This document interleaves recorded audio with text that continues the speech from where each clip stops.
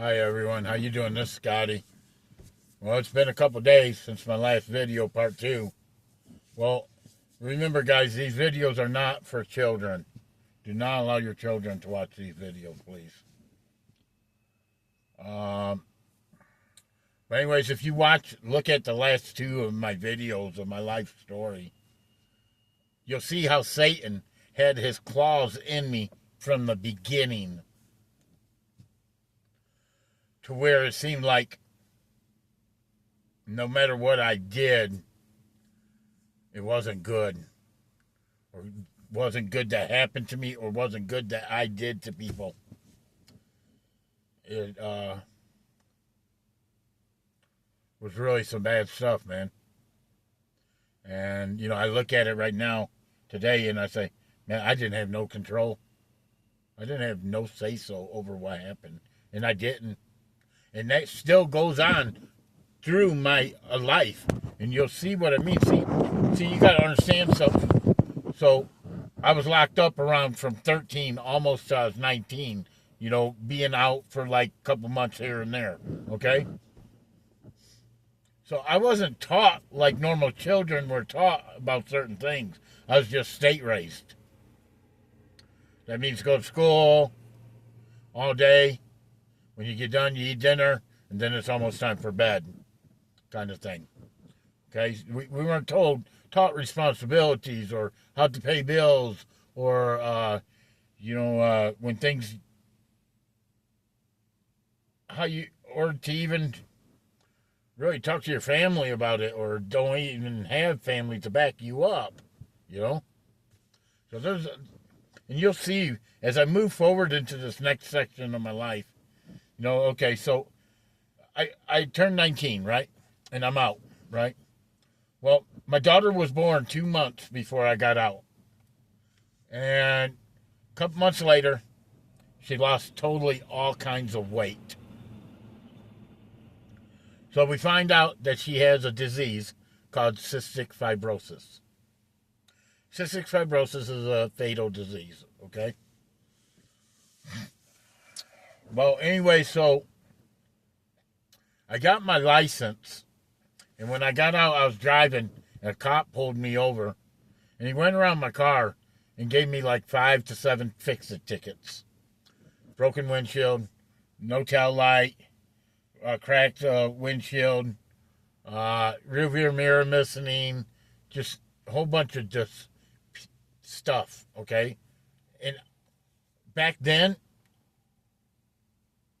I don't know much, okay? You gotta understand, I wasn't raised by a family setting. And they didn't teach you all this kind of stuff. So, just a little while after that, so it's like I was being targeted. And it felt like that, too. And so, after that, that car broke down. Well, I didn't fix them tickets. So, they suspended my license. I didn't know I could take that receipt from the junkyard and turn it into the court. And they might have dismissed all them tickets. I didn't know that. So till today, right now, I do not have a driver's license. And that happened when I was 19.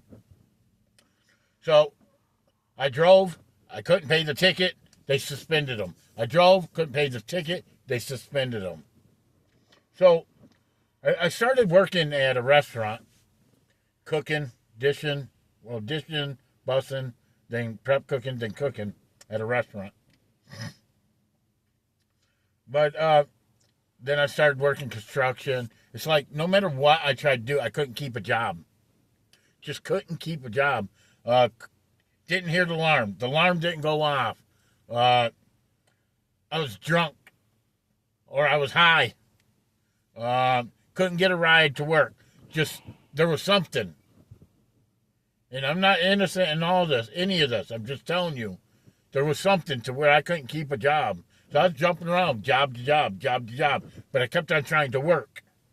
And when I got money, I would give it to my girlfriend because I was living in her mom's house with her. Oh, something else. When I got out, 2 months later, my ma got married and moved to Arkansas. So I was kind of left there by myself. My brother, he, and my whole family, they like disowned me. And to where even my kids weren't even getting invited to the family things. And, that hurt worse than anything. That my children, because of me, my children couldn't show up. See, they taught me how to do all this stuff. And they told me to do it when I was younger. But now I'm older, that I'm still doing it. Now I'm the bad person. Which is okay, whatever. You know? Anyway, so at 19, I lost my license. I don't know.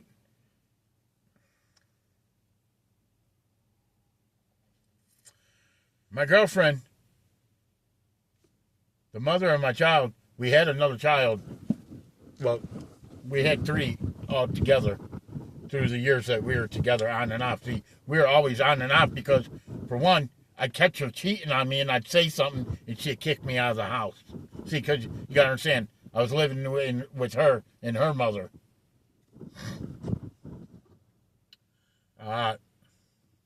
And she slept with at least 7 of my friends. She even slept with one of my brothers.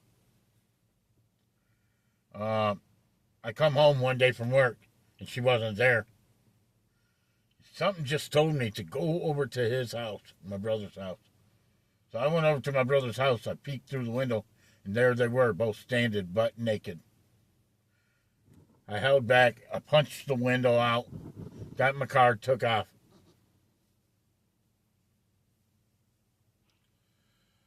I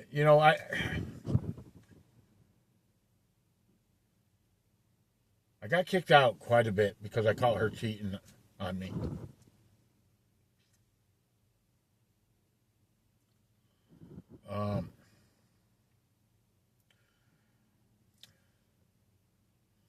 I remember my daughter's 4th birthday. Okay, I had a son also, and on her 4th birthday, she was born in 1990. He was born in 93.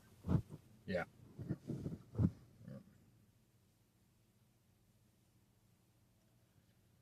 Yeah.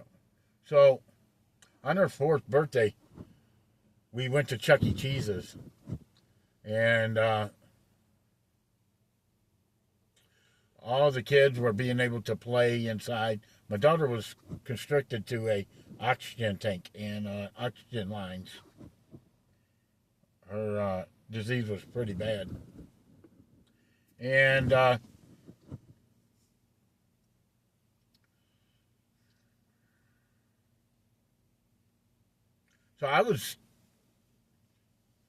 anyways, I seen all the other kids playing, but she wanted to go through the tubes. And she couldn't go through the tubes because she had the oxygen line on, right? But anyways, I just felt so bad. It was her birthday and she couldn't even play, you know? And so I took off her oxygen line and let her go play. She had fun. At the end of it, though, I could see she was really tired, you know? But at least she got to enjoy something. Later that year, she passed away. She she passed away. And I sat there and I blamed God like everybody does. Like everybody does, you know. And I don't now, you know. I don't no more. I understand there's always a reason for something that we can't understand. But me and hers, you know, she's always right here with me. She's one of my guardian angels, you know. And, you know, and I believe in that 100%, guys. I have no doubt about that she's right here with me. Anyways, after that, I went to drinking really bad. And started doing heavier drugs. I was in and out of the county jail quite a bit because every time I get caught for driving while I'm suspended, they lock me up, make me do 90 days. We're talking about 2 or 3 times a year, you know. That was going on. And so that kept on going on, and about, I don't know, when I was about 25, this is after my daughter passed away,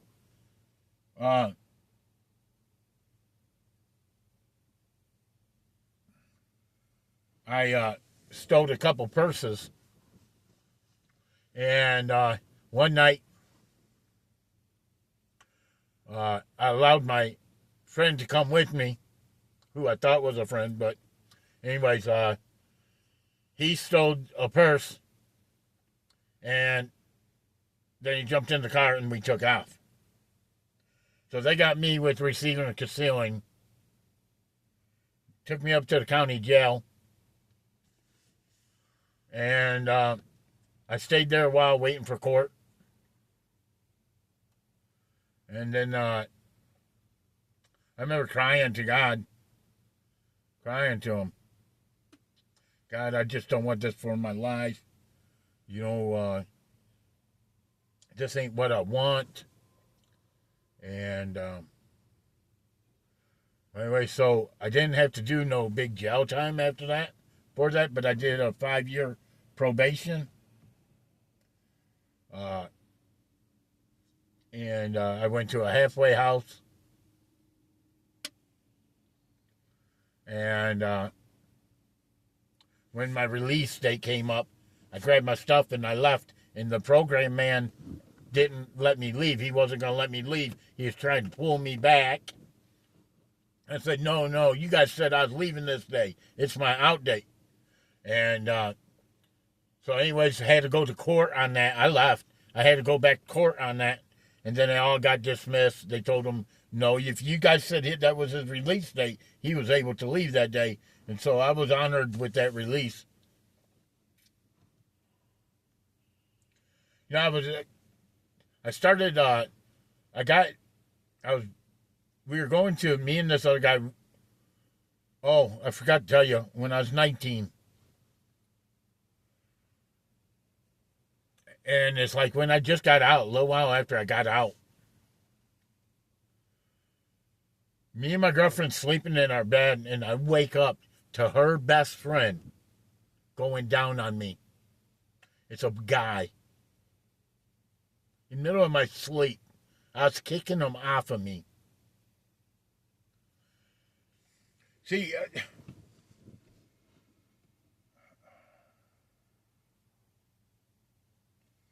well,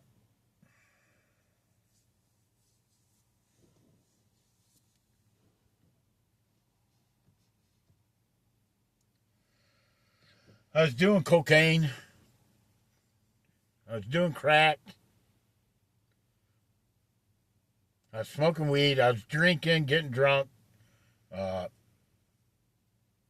One night I remember I blacked out in a town called Inkster, Michigan. What they call Little Saigon. Anyways, I blacked out and I passed out in someone's back seat of their car when I was trying to walk home. I woke up to a gun to my face. I got up and started running.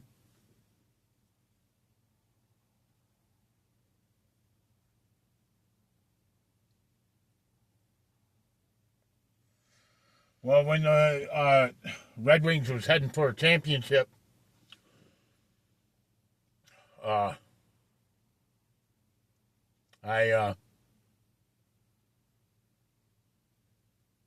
we were driving downtown, and a guy I thought was my friend. Anyways, I seen the yellow light, but there was another car coming this way. Matter of fact, it was a Ford Ranger, and we were in a little Escort, 2-door Escort. Talking about back in 90s.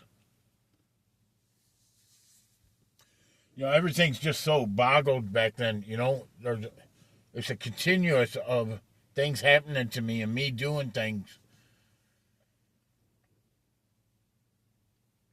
But he went through the yellow light, and here comes a T-bone. Ford Ranger Sport. Ford Ranger Sport just came and hit me. I was in the passenger seat, and it T-boned me and hit me, and it gave me 2 crushed vertebrae in my back.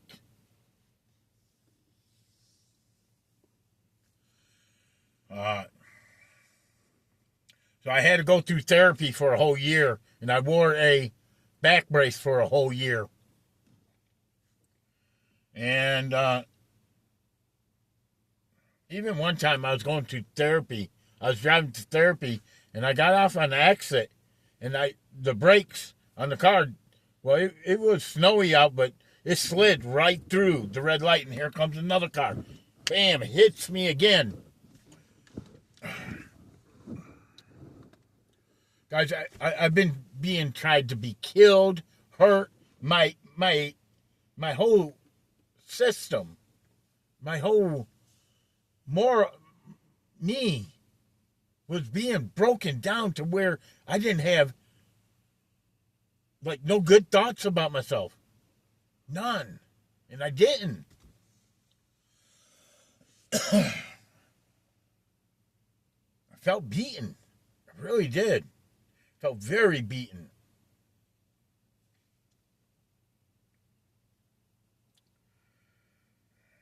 Well, anyways, out of that, I got a lawsuit, a $10,000 lawsuit for that. And I had this one guy talk me into buying some crack one time, right?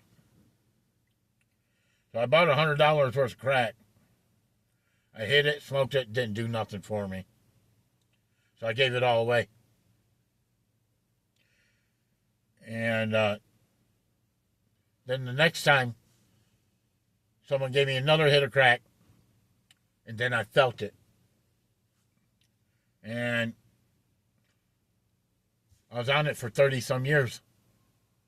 On and off here, but mainly on it.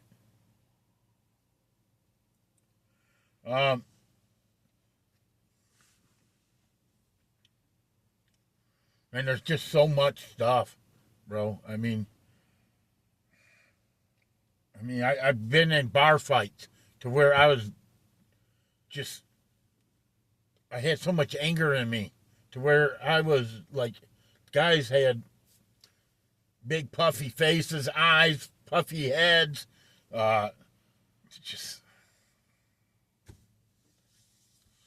became a very mean person.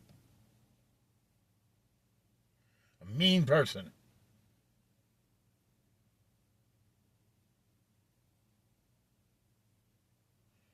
Very mean person. And I didn't like myself.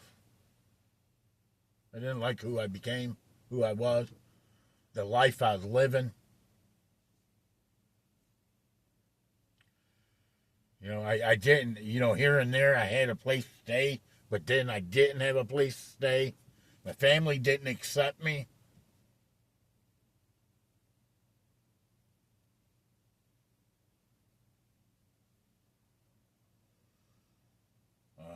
When the cops pulled me over, I started using one of my brother's names because I knew his name and his birthday, And I did that a couple times. Because I was sick and tired of jail. I didn't want to go to jail no more.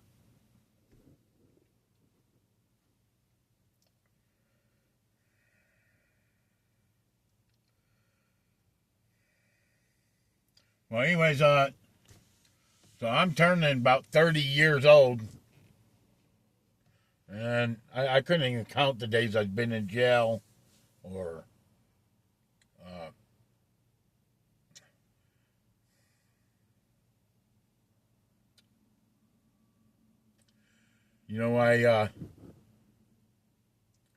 I felt some of my gifts that I see now that I have, my spiritual gifts. I started seeing some of them back then. I remember when I was like 24, 25, though, I was driving down the highway, and then I felt something, and it was like whatever I was thinking, I was seeing everywhere. Whatever I was thinking was on the radio.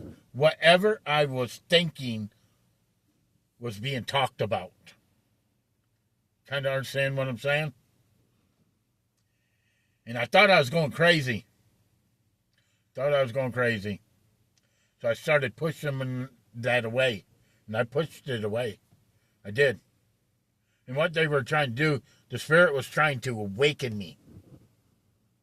And I didn't want to accept it. I mean, I was already feeling so shitty about myself, about everything that's happened and what I was going through, you know.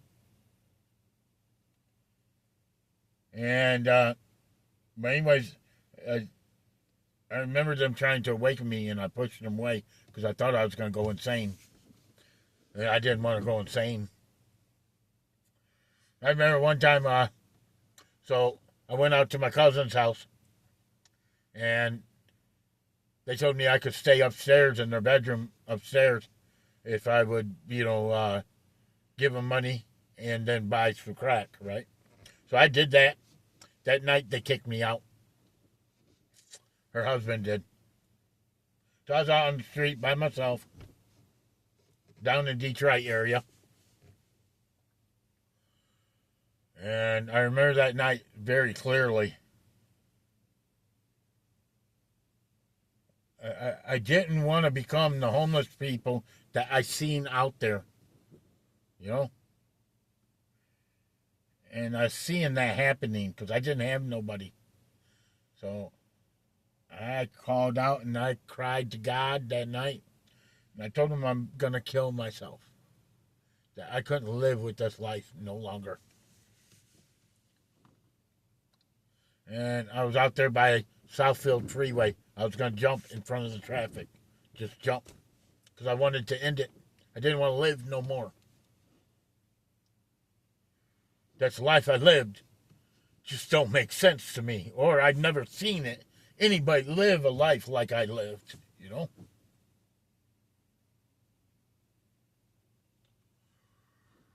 Well, something told me to go into that restaurant right there. And I went in there and I had enough change on me to buy a cup of coffee. Not too much later, somebody comes up behind me and taps me on my back and he said, God woke me up out of bed and told me come up here and said that to come and talk to you. I got shivers all over my body. It just blew my mind that this guy knew that I needed help. That God sent him, woke him up out of bed, and brought him up to that restaurant. That I'm the only one sitting at that bar. There might be another booth over there, but that was it in the restaurant. And then this guy comes out of nowheres. And he asked me if he could talk to me. So I went over there and I sat down and talked to him in the booth by the window. And he said, I called my roommate up, and she's on her way up here. So there's a guy and a woman, but they're just roommates, and they were just friends. But they were what you call Christians, okay? Well, anyways, they came up there and they talked to me, and they said they had an extra room, and they were wondering if I would like to come stay with them. And they gave me a Bible, started taking me to church with them. You know, I was always a believer in God, but he really hurt me back then when he took my child from me. And so in between that time, I had another son and another daughter. So I've had 3 kids, okay? And through this time, so I stayed with these people for a while. And then something came up to where I left. I had a job or something like that. Oh, and then I remember I took off with the carnival. Traveled around with the carnival for a while. That was a different kind of life, let me tell you. Anyways, I felt so alone out in the world. I didn't have nobody. Uh, I just, I don't know. I so abandoned, so secluded. At the end of it, at the end of, so, so what I mean at the end of it is, around 30 years old, right before I turned 30, I started snorting heroin. And I seen myself. I said, man, I got to get out of here. I got to get out of the Detroit area. I'm going to kill myself, or I'm going to end up in prison the rest of my life, or somebody's going to kill me. So I called up my mom. She lived in Arkansas. And I asked her, I said, I need to get out of here. Something's going to really happen really bad. And so I left everybody and everything. Everybody and everything. Matter of fact, we're not going to jump so far up in there. But when I say I left everybody and everything, anybody that knew me back then never seen me for over 20 years after that, or heard from me over 20 years after that.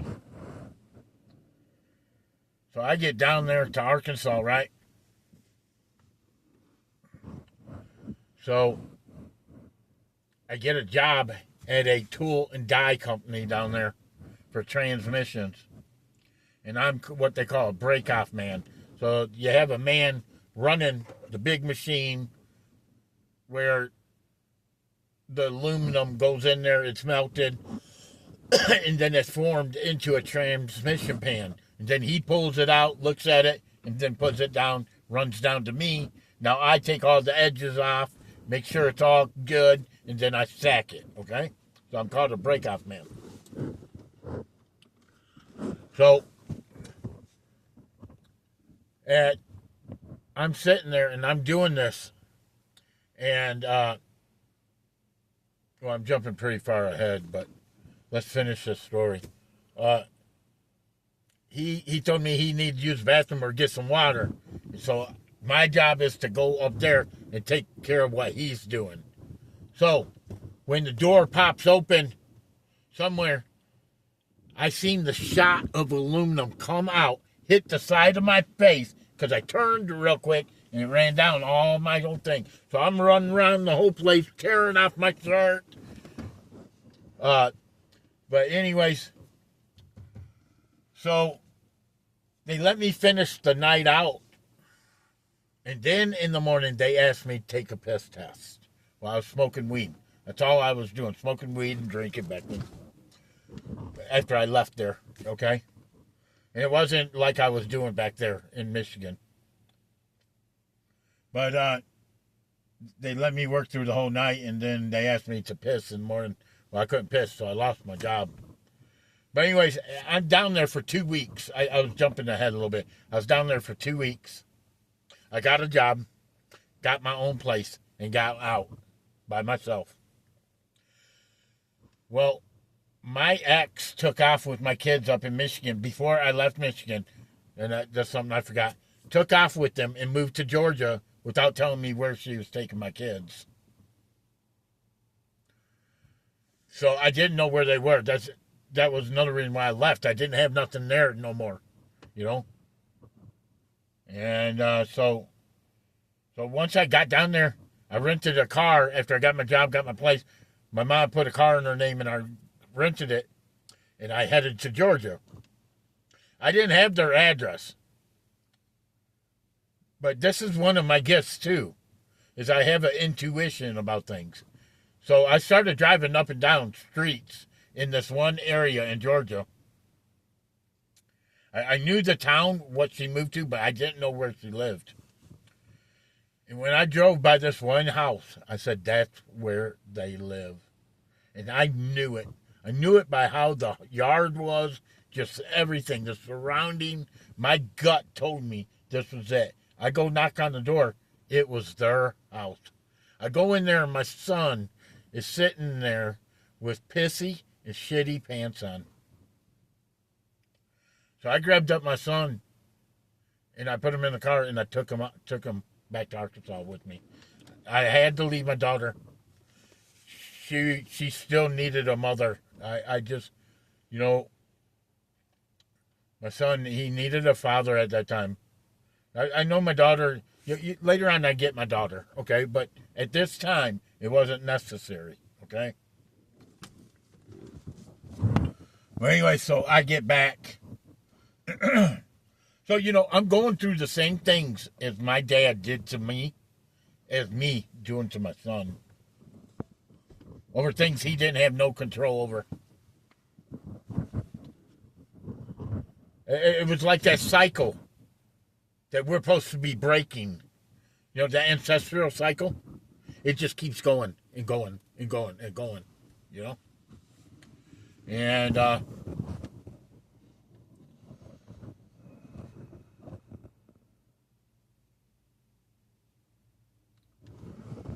but anyways, guys, so you see how my life is going, right? Well, we're going to hold off right here, right now.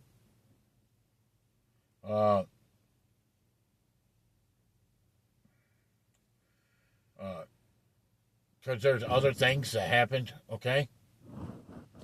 And it gets worse and worse, okay? And it just shows you how the devil and Satan is running people's lives right from the get-go, right? And programming them a certain way. Trust me, this is so real. And you're about to find out how real it is in my next video. Okay, guys? I love you guys. And I know this one was a little bit comboggled or whatever you want to say it. Because this time in my life, I was so confused.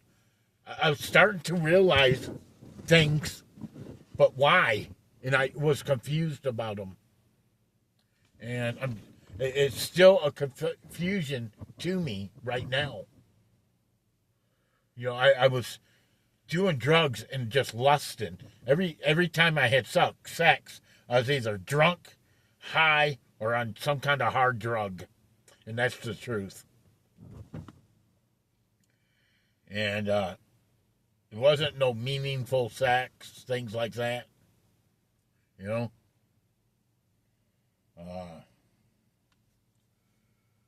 But anyways, yep. You guys have a good night. I love you guys. And if you don't mind, please share this, like it, subscribe for you guys can get the rest of my videos. See, even right now, I'm kind of confused about everything. I love you guys. Bye.